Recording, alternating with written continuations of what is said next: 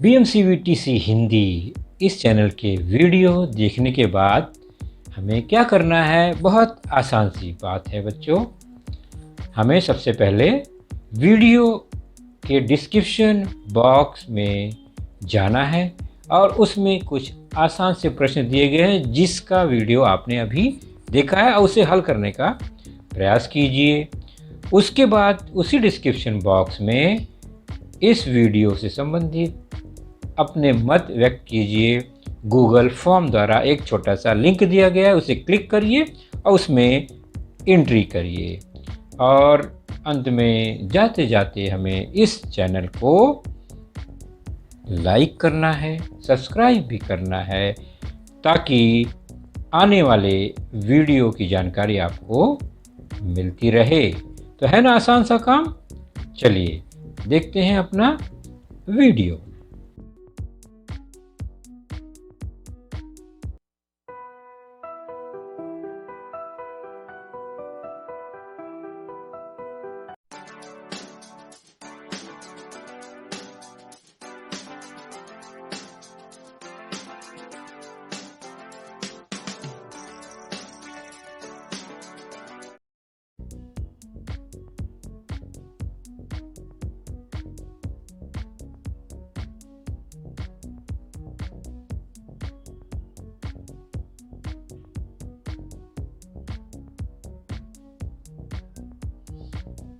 तो बच्चों, आज की कक्षा छठी, विषय सामान्य विज्ञान और हमारा आज का पाठ है आपके पाठ्य पुस्तक से lesson number 8 skeleton system and skin, अर्थात हमारा अस्थितंत्र तथा त्वचा।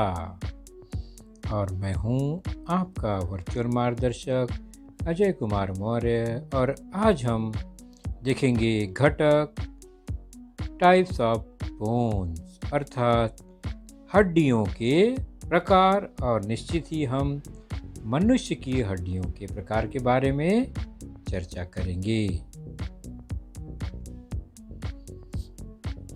तो इसकी पहले की कक्षाओं में बच्चों हमने आज तक जो कुछ देखा, अपने मानव शरीर के अंदर कुछ संस्थानों को, तंत्रों को देखा, उसे थोड़ा सा याद करते हैं।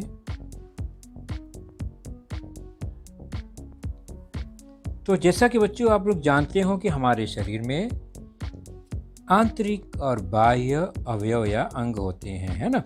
हाथ, पैर, आँख, कान, नाक, मुंह हमको जो दिखाई दे रहा है वो बाहर का अवयव है। और अंदर हम जब झांकेंगे तो अंदर आंतें, छोटी आंत, बड़ी आंत, फेफड़ा, हृदय, ये हमारे शरीर के अंदर के भाग है। इवन हड्डियां भी हमें दिखाई नहीं देती, लेकिन हम महसूस करते हैं कि हमारे शरीर में इस तरह का कोई कठोर भाग, टुकड़े अवश्य हैं। ये सब हमारे शरीर के अंग हैं, अवयव होते हैं। तो कुछ अवयव शरीर के अंदर भाग में होते हैं जो हमें प्रत्यक्ष आंखों से दिखाई नहीं देते। उसमें कई अवयव अंग मिलकर किसी एक प्रक्रिया को पूरा करते हैं और फिर उन्हें हम संस्थान या तंत्र कहते हैं। अब ये तंत्र कैसे कहेंगे? उदाहरण के तौर पर श्वसन, सांस लेना, सांस छोड़ना। तो आपसे कहा जाए श्वसन की जो क्रिया है, श्वसन का जो तंत्र है, क्या केवल नाक से ही होता है? तो नहीं, नाक से केवल हवा अंदर जाती है और बाहर छोड़ी जाती है।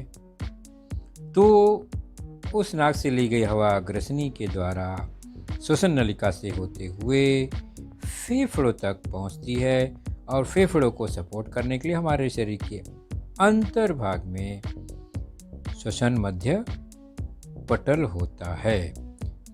तो नाक हमें बाहर से दिखाई देता है, उसके बाकी जो हिस्से हैं ये वो शरीर के अंदर भाग में स्थित होती हैं। तो ये सब मिलकर श्वसन की क्रिया को पूर्ण करते हैं, इसलिए ये श्वसन तंत्र के हिस्से हैं। कौन कौन? नाक, ग्रसनी, श्वसन नलिका, फेफड़ा, श्वसन मध्य पटल। तो सांस लेना केवल नाक का ही काम है, अलग बात है, लेकिन श्वसन की पूरी क्रिया होने के लिए नाक की शुरुआत है भर है। उसके बाद यह ली गई हवा ऑक्सीजन अनेक अंगों के माध्यम से होते हुए उसका शरीर के लिए उपयोगी होने की क्रिया पूरी श्वसन क्रिया है। तो ये शरीर के अंदर का हिस्सा और एक बाहर का हिस्सा आप देख रहे हैं। तो सबसे पहले नाक, ग्रसनी,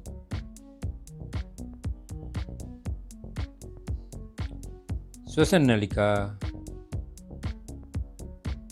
फेफड़ा, देख रहे हैं दो फेफड़े हैं, और फेफड़े को सपोर्ट करने के लिए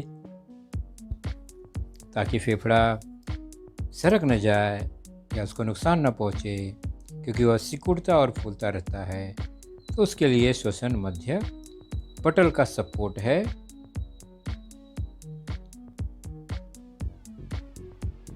तो ये है श्वसन तंत्र। उसके बाद हम भोजन करते हैं तो शुरुआत मुख से होती है, तो वहाँ पर हमारा पाचन तंत्र काम करता है। तो भोजन को मुंह से चबाकर निगलने से लेकर उसका उपयोगी आवश्यक घटकों में रूपांतरण होने तक की क्रिया, हजम होने की क्रिया, यह सब पाचन तंत्र के अंगों द्वारा होता है।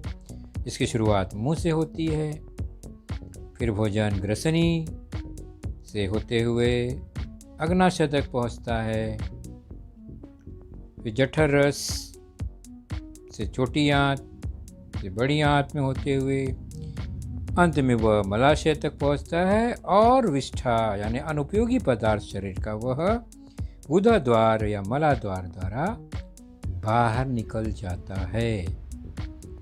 तो ये सारे हमारे पाचन तंत्र के ही भाग हैं।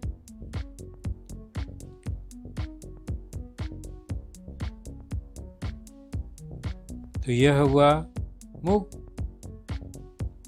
ग्रसनी, मुंह में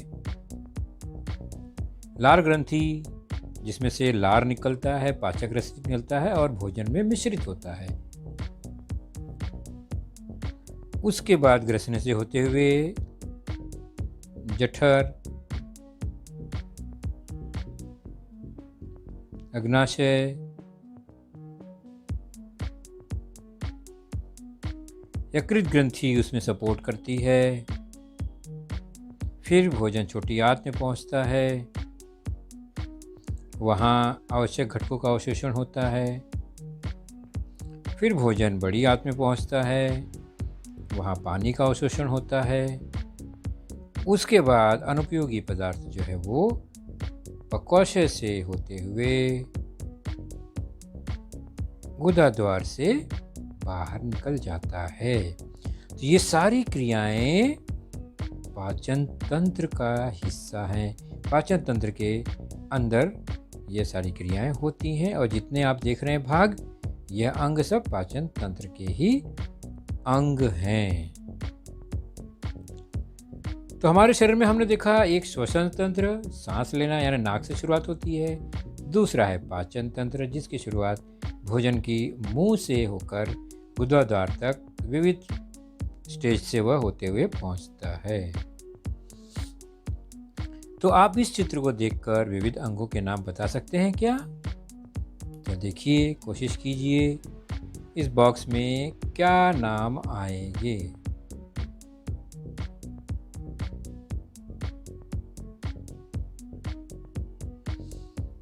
तो यहाँ पर 9 खाली बॉक्स दिखाई दे रहे हैं। कोशिश कीजिए इन बॉक्स को भरने की, पहचानने की इन अंगों को। तो ये रहे 2 महत्वपूर्ण तंत्र हमने देखा, एक श्वसन, दूसरा पाचन। इसके अलावा बच्चों हमारे शरीर में और भी तंत्र कार्य करते हैं। तो हमने अभी जो देखा वो श्वसन और पाचन था। तो हमारे शरीर में अलग अलग स्तर पर आपको विविध प्रकार के तंत्र मिलेंगे। श्वसन तंत्र हमने देख ही लिया, नाक से शुरुआत होती है। पाचन तंत्र मुंह से शुरुआत होती है। उसके बाद हमारे शरीर का जो ढांचा बना हुआ है, हम जैसे खड़े हुए हैं, कठोर भाग जो भी हमारे शरीर में दिखाई देता है वह अस्थि तंत्र का ही कोई न कोई भाग है। उसके बाद हमारे शरीर में धमनी, शिराएं, नसें होती हैं जो कि जिसमें से रक्त दौड़ते रहता है, तो वह रक्त परिसंचरण तंत्र का हिस्सा है।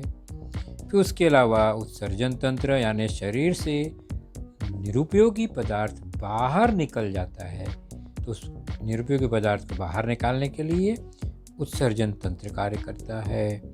उसके अलावा तंत्रिका तंत्र जो हमारे मस्तिष्क से जुड़ी संवेदनाओं को, संकेत को, सिग्नल से हमारा पूरा शरीर उसके नियंत्रण में होता है, वहाँ तंत्रिका तंत्र क्या कार्य करता है, रिमोट कंट्रोल की तरह।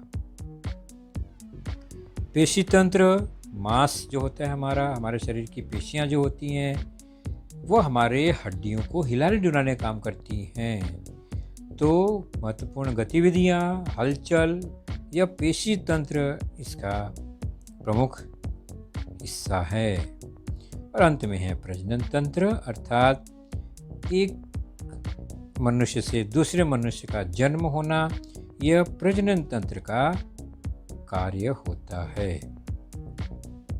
लेकिन हम इस पाठ में अस्थि तंत्र यानी अपने हड्डियों से संबंधित तंत्र पर चर्चा करेंगे।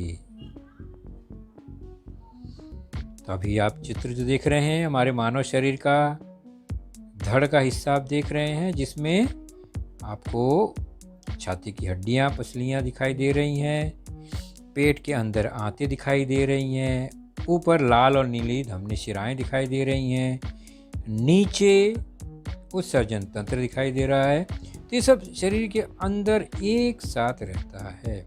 श्वसन तंत्र जिसमें फेफड़े हमने देखे, पाचन तंत्र जिसमें छोटी आंत, बड़ी आंत जैसे घटक हैं, अस्थि तंत्र में पसलियाँ, हमारे छाती पर आप सबसे ज़्यादा हड्डी का ढांचा आपको दिखाई देगा, हमारे हाथों, पैरों, खोपड़ी में हड्डियाँ ही हड्डियाँ आपको महसूस होती हैं, तो वह अस्थि तंत्र का हिस्सा है। उसी प्रकार रक्त परिसंचरण मैंने बताया, हमारे शरीर में हर भाग में धमनी, शिराएं और महीन महीन नदियां हैं जिसमें से रक्त प्रवाहित होती रहती हैं। सब रक्त परिसंचरण का हिस्सा है, जिसका प्रमुख अवयव है हृदय, हमारा दिल। तो इस तरह से कई तंत्र एक साथ हमारे शरीर में जुड़े हुए रहते हैं और सब अपना अपना काम करते रहते हैं। तो ये मनुष्य शरीर सामान्य तौर पर बाहर से इस तरह दिखता है, लेकिन उसका जो आकार है वो इन्हीं ये हड्डियों के कारण है। हड्डी न रहे तो हम क्या करेंगे, रबर की तरह नीचे गिर जाएंगे, है ना। कपड़ा खड़ा नहीं रह सकता, गिर जाता है। छतरी में से तीलियां निकाल दो, छतरी का कपड़ा गिर जाएगा। तो तीलियों के सहारे छाता खुलता है, तो वैसे ही हड्डियों के सहारे हम भी खड़े रहते हैं, हमारा आकार बना रहता है। और आकार बनने के बाद हमारे शरीर में फिर ये मांसपेशियां हैं जो कि हमसे कार्य करवाने में मदद करती हैं, शरीर को हिलने डुलने में मदद करती हैं।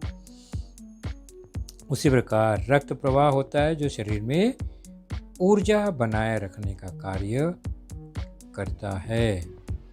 और उसके बाद हमने ये देखा पाचन तंत्र जो कि भोजन करने के बाद जिसका कार्य शुरू होता है, और श्वसन तंत्र सांस लेने के बाद जो हमारे शरीर में भोजन और ऑक्सीजन और ऊर्जा का निर्माण इन्हीं दो तंत्रों के से शुरू होता है।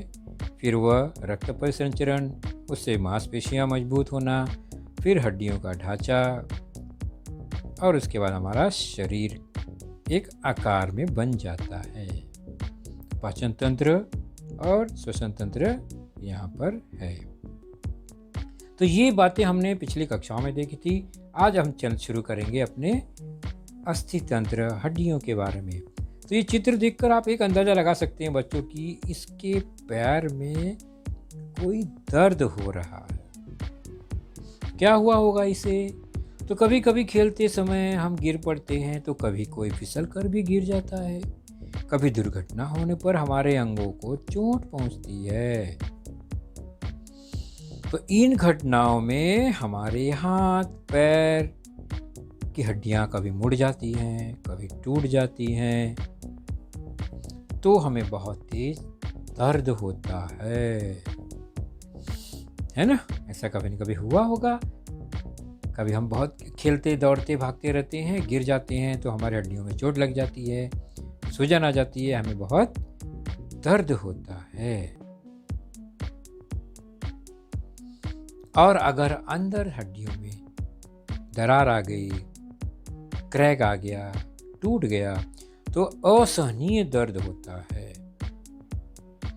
और फिर उसे जोड़ने के लिए डॉक्टर उस भाग में प्लास्टर लगा देते हैं ताकि वह हिले डुले नहीं। अगर वो स्थिर रहेगा कुछ हफ्तों तक, तो हड्डियां फिर से जुड़ जाती हैं। तो जिस भाग में ये चोट लगती है वहाँ काफ़ी दर्द होता है, सूजन भी हो जाता है।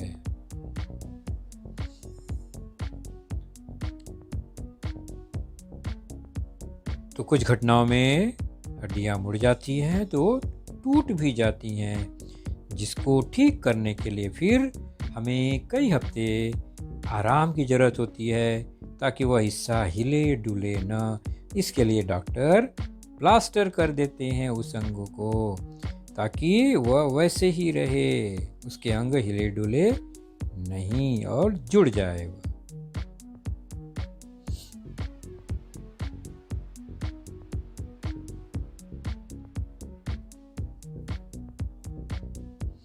तो कभी हड्डियां टूटती है तो कभी जोड़ से हड्डियां सरक जाती हैं। तो ऐसी परिस्थिति में बहुत असहनीय दर्द होता है और उसको ठीक कराने के लिए कोई घरेलू उपचार नहीं करना चाहिए बच्चों। तो इस तरह हड्डी का मुड़ना, टूट जाना को ही विज्ञान में अस्थि भंग कहते हैं, फ्रैक्चर कहते हैं। अस्थि भंग होने पर असहनीय दर्द होता है और उस भाग में तुरंत सूजन आ जाती है। जैसे कि आप देख रहे हैं, ये पैर के अंदर की हड्डियां हैं। किस तरह से छोटे छोटे हड्डियों से मिलकर यह पैर का ढांचा तैयार हुआ है। तो हड्डियों में इतने सारे जोड़ भी होते हैं, तो चोट लगने पर कभी कभी जोड़ टूट जाता है, हड्डियां टूट जाती हैं।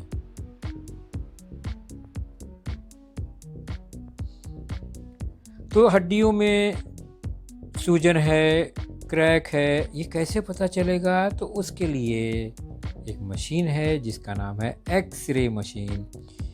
उस मशीन के अंदर हमें उस भाग को रखना होता है या उसके सामने उस भाग को रखा जाता है जिसमें दर्द है, और वह मशीन क्या करती है, उसका एक चित्र बनाती है और अंदर का चित्र हमें दिखाई देता है और हड्डियां कैसी हैं वहाँ पता चल जाता है।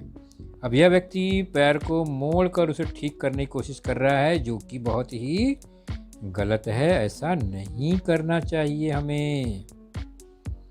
तो इस तरह कभी नहीं करना चाहिए कि सरक गए तो उसको उल्टा घुमा के ठीक करें।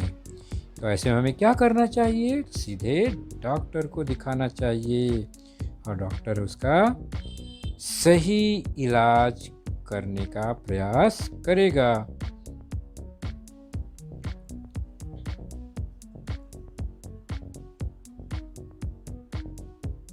और कुछ हफ्तों बाद डॉक्टर फिर उस प्लास्टर को काटता है। जैसा कि मैंने बताया, प्लास्टर लगाना पड़ता है, और हड्डियां अगर जुड़ी हुई हैं तो डॉक्टर घर जाने की इजाज़त दे देता है या प्लास्टर काट देता है और हमें फ्री कर देता है। और थोड़ी सावधानी के साथ फिर हम अपना कार्य धीरे धीरे करने लगते हैं।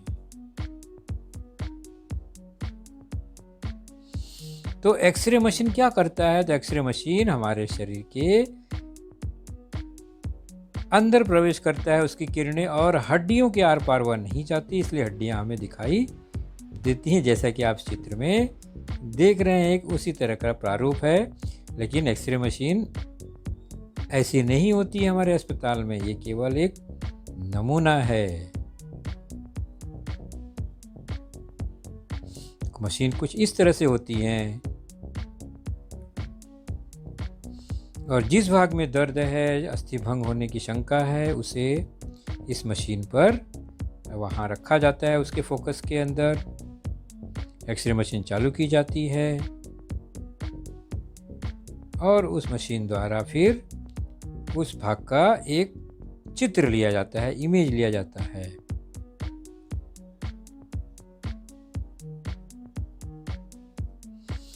और फिर इस इमेज द्वारा, चित्र द्वारा डॉक्टर देखता है हड्डियों के जोड़ को कि कहीं पर कोई चोट या क्रैक, टुकड़ा हुआ तो नहीं है, टूटा हुआ तो नहीं है।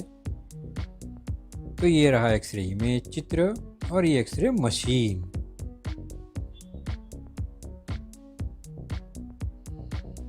तो कुछ इस तरह से मशीन, अगर हाथ का हिस्सा का चित्र निकालना है तो हाथ के हिस्से को वहाँ रखना पड़ता है मशीन के नीचे, और उसके बाद उसका चित्र निकालने पर कुछ इस तरह से दिखाई देता है।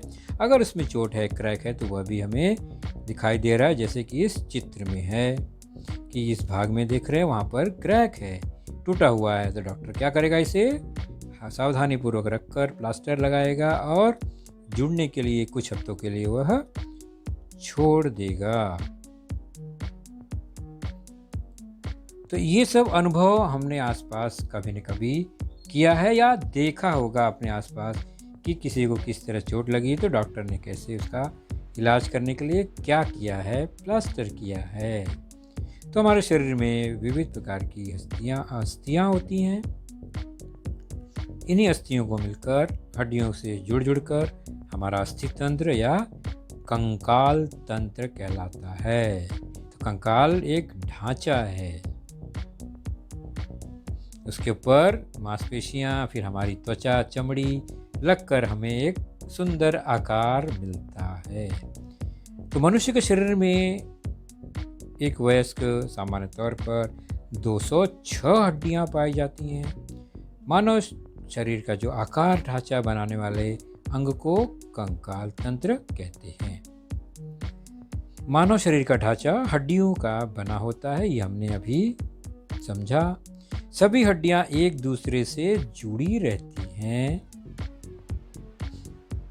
कोई हड्डी इस तरह अकेले नहीं रहती है, वो किसी न किसी से जुड़ी रहती है। हड्डियों के ऊपर मांसपेशियां होती हैं, जिनकी सहायता से हड्डियों के जोड़ों को हिलाया डुलाया जाता है। हड्डियां एवं मांसपेशियां शरीर के आंतरिक अंगों की सुरक्षा भी करती हैं। बाहर से हड्डियां दिखाई नहीं देती, लेकिन हड्डियों के अंदर भाग में भी कुछ आंतरिक अवयव सुरक्षित रहते हैं। हमने देखा ना, फेफड़े वगैरह जो होते हैं वह हड्डियों के कारण सुरक्षित रहते हैं। तो हड्डियों के ऊपर जब मांसपेशियां होती हैं, उनकी सहायता से जोड़ों को हिलाया डुलाया जाता है। हम अपना हाथ, उंगली, शरीर हिलाते डुलाते किसकी वजह से? मांसपेशियों की वजह से।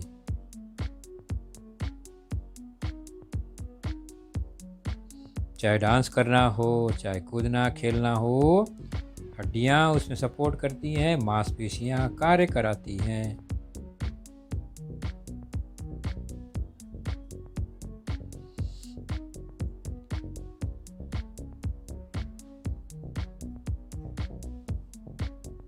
तो आकार के अनुसार हमारे शरीर में बच्चों कुल 4 प्रकार की हड्डियां होती हैं। आकार के अनुसार मतलब चपटी, मोटी, छोटी, लंबी।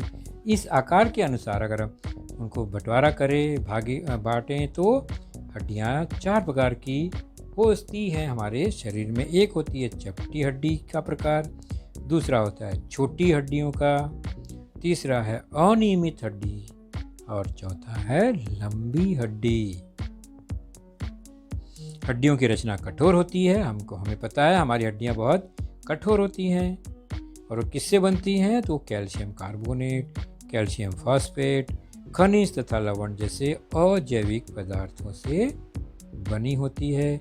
कैल्शियम होने के कारण हमारा हड्डी जो है वो मजबूत बना रहता है। तो चपटी हड्डी, छोटी हड्डी, अनियमित हड्डी, लंबी हड्डी, ये आकार के अनुसार हमारे शरीर के हड्डियों को 4 ग्रुप में बांटा जा सकता है। तो हम देख रहे हैं खोपड़ी की हड्डी,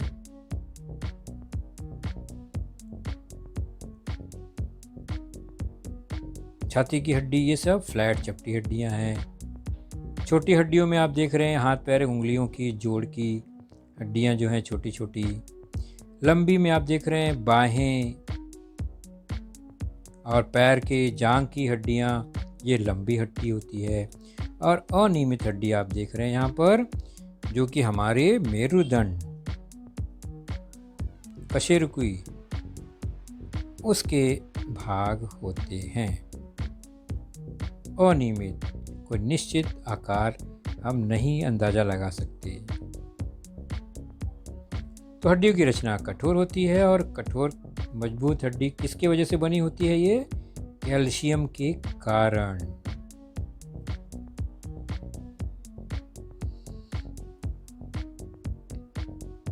तो हड्डियों में हलचल, शरीर का आकार, ढांचा हड्डियों के कारण, अस्थियों के कारण, और उनमें हलचल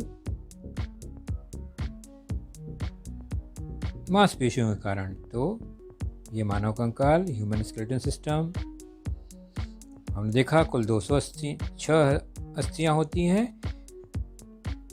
इस कंकाल को, पूरे कंकाल को 2 भागों में विभाजित कर सकते हैं।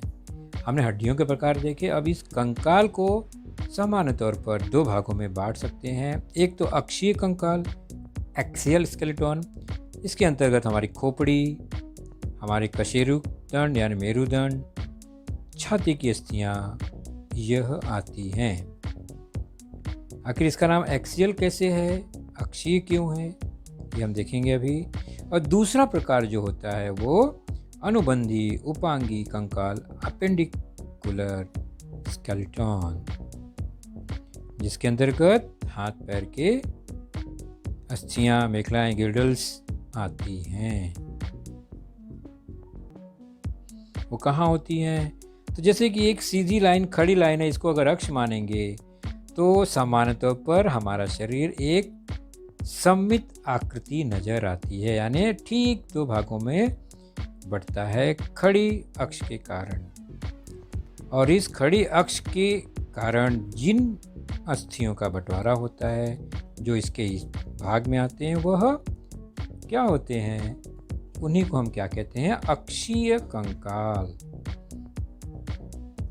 सामान्य तौर पर शरीर के मध्य भाग से जाने वाली रेखा सममित अक्ष बनता है हमारे शरीर का। इसका नाम अक्षीय कंकाल है। तो इसमें खोपड़ी देखते हैं, सीख अक्ष उसके बीचों बीच जा रहा है, वक्षपंजर और मेरुदंड, रीढ़ की हड्डियां, इन सबको जो अक्ष है 2 भागों में विभाजित करता हुआ दिखाई देता है, इसलिए ये अक्षीय कंकाल है। उसके बाद हाथ और पैर की हड्डियां जो अक्ष से दूर हैं।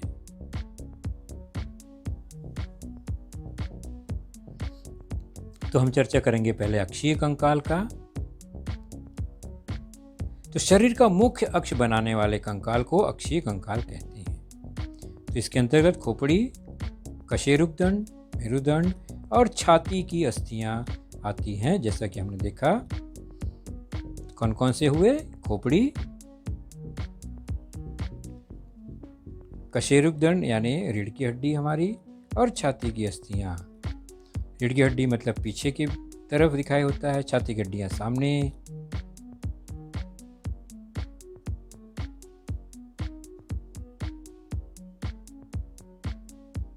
अक्षीय कंकाल का पहला हिस्सा हमारा खोपड़ी। और हमें लगता है खोपड़ी एक पूरी समूची हड्डी है, लेकिन ऐसा नहीं है बच्चों।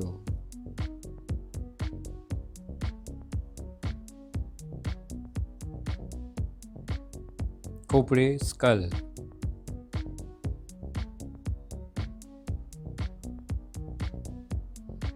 तो मनुष्य की खोपड़ी में कुल 22 अस्थियां होती हैं कुल मिला के।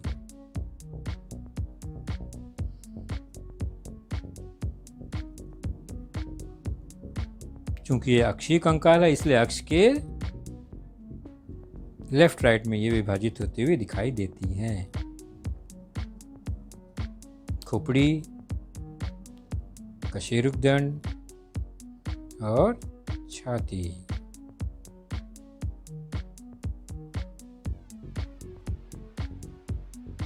तो पहला खोपड़ी मैंने अभी बताया 22 हड्डियों से मिलकर बनता है, जिसमें ऊपरी 8 टुकड़े मिलकर हमारी खोपड़ी बनाती हैं।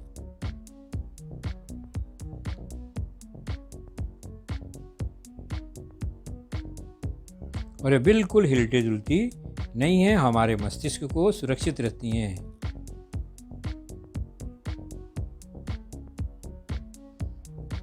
इन्हीं अस्थियों से कपाल बनता है। कपाल और इसके अतिरिक्त 14 अस्थियां होती हैं जो चेहरे को बनाती हैं, यानी आँख, नाक, मुंह और चेहरा जो भी है वो बनाने के लिए 14 अस्थियां और हैं। और हमारी खोपड़ी के 8 अस्थियां हैं। कुल मिलाकर हमारे पूरे खोपड़ी में 22 अस्थियां हैं। अगला है मेरुदंड, कशेरुकदंड, वर्टेब्रल कॉलम। ये पीठ की रीढ़ की हड्डी है, जिसमें छोटे छोटे जो टुकड़े होते हैं उसे कशेरुक कहते हैं। वह 33 कशेरुकों से मिलकर बना होता है। तो मनुष्य की पृष्ठभाग पीछे से सिर से लेकर कमर तक एक लंबी मोटी छड़ के समान अस्थि पाई जाती है, जिसे कशेरुकदंड वर्टेब्रल कॉलम कहते हैं। सभी कशेरुक उपास्थि की गद्दियों द्वारा जुड़े होते हैं। उनके बीच में जोड़ होता है, लचीला होता है। यह बाहरी झटकों को रोकता है, सोखता है। आपके शरीर में भी इस तरह से पीठ के पीछे आपको यह महसूस होगा।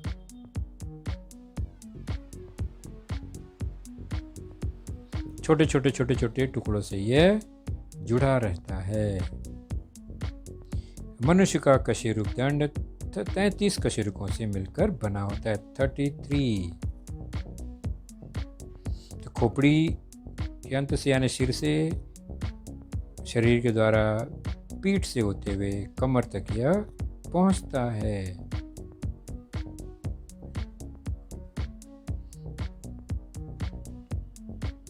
इसे कशेरुकदंड वर्टेब्रल कॉलम कहते हैं। साइड से यह धनुष की तरह मुड़ा हुआ दिखाई देता है, सामने या पीछे से वह सीधा दिखाई देता है। ये घूमने पर एकदम स्ट्रेट दिखाई देगा, तिरछा होने पर वह धनुष की तरह मुड़ा हुआ दिखाई देता है।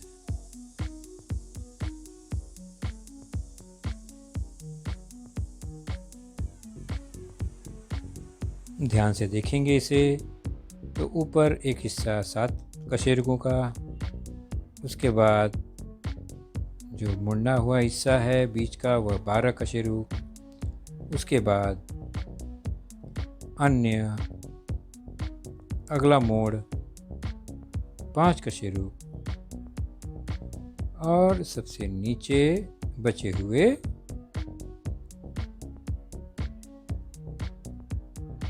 9, कुल मिलाकर 33 कशेरुक हैं। इस तरह से ये गिनती भी है यहाँ पर।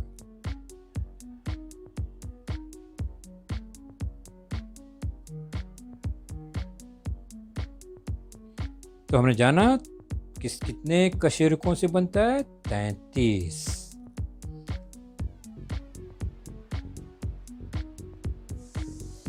आपके पाठ्य पुस्तक में बच्चों एक जानकारी है, उसे देख लीजिए पेज नंबर 60 पर, कि हमारे शरीर में सबसे छोटी और सबसे बड़ी हड्डी कौन सी है? तो दोनों कानों में छोटी 3 हड्डियां होती हैं, 3 वह छोटी हड्डियों में शुमार है उनका। उनमें से रकाब, स्टिरप ये सबसे छोटी हड्डी होती है, चावल के दाने जितनी, और इसका आकार रकाब जैसे। रकाब आपको पता है? नहीं पता है? आपने कभी घोड़सवारी देखी है बच्चों? घोड़ा पे चढ़ने के लिए पैर को एक छोटे से रिंग छल्ले में पैर रखकर चढ़ा जाता है, वही रकाब है, उसके जैसा वह दिखाई देता है।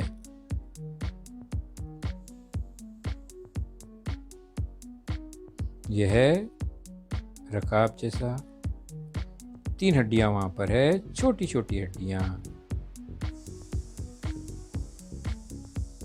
जब हमारी ध्वनि कान में जाती है आवाज़, तो वह तीनों हिलती है, हैमर करती है और हमें स्पंदन महसूस होता है, आवाज़ सुनाई देती है।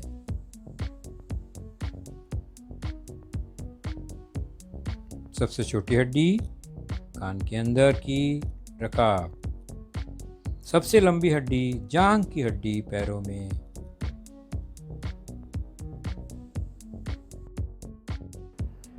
तो बच्चों, आपने देखा आज का लेसन, उसके प्रमुख मुद्दों को ध्यान से बार बार दोबारा देखकर समझने का प्रयास कीजिए, क्योंकि एक बार देखने पर किसी को भी वो पूरा मुद्दा समझ में नहीं आता।